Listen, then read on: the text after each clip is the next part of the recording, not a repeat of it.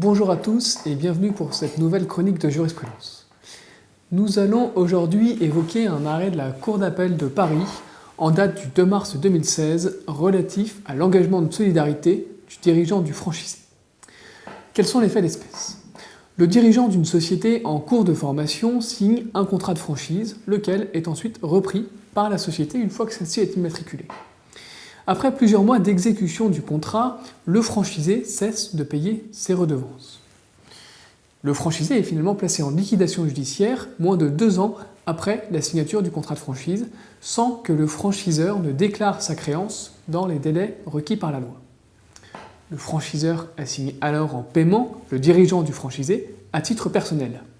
Il fonde son action sur une clause du contrat qui stipule que le dirigeant restera tenu personnellement et solidairement de respecter les termes et les conditions du contrat.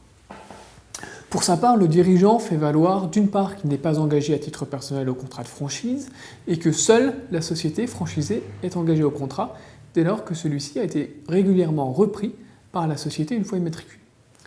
Il fait valoir d'autre part que la créance du franchiseur est éteinte faute d'avoir été déclarée dans les délais requis. Sans surprise, la Cour donne plein effet à la clause de solidarité stipulée au contrat et considère que le dirigeant est bien débiteur à titre personnel des redevances dues au franchiseur. La Cour rappelle par ailleurs que conformément à l'article 1208 du Code civil, le codébiteur solidaire poursuivi par le créancier ne peut opposer au créancier des exceptions qui lui sont purement personnelles.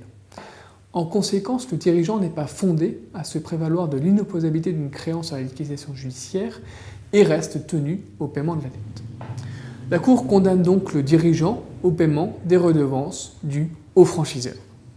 Cet rappel rappelle au franchiseur qu'il est possible d'écarter des dispositions de l'article L210-6 du Code de commerce qui dispose que la personne qui a conclu un acte au nom d'une société en formation est libérée de son engagement en cas de reprise de l'acte par la société.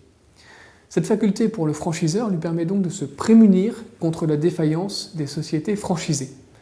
La stipulation d'une clause de solidarité à l'égard du dirigeant personne physique apparaît donc comme un outil essentiel du franchiseur pour sécuriser le paiement des sommes qui lui sont dues au titre du contrat de franchise.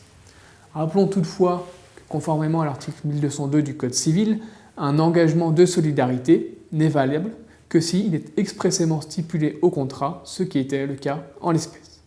Je vous remercie et à bientôt pour une nouvelle chronique de jurisprudence.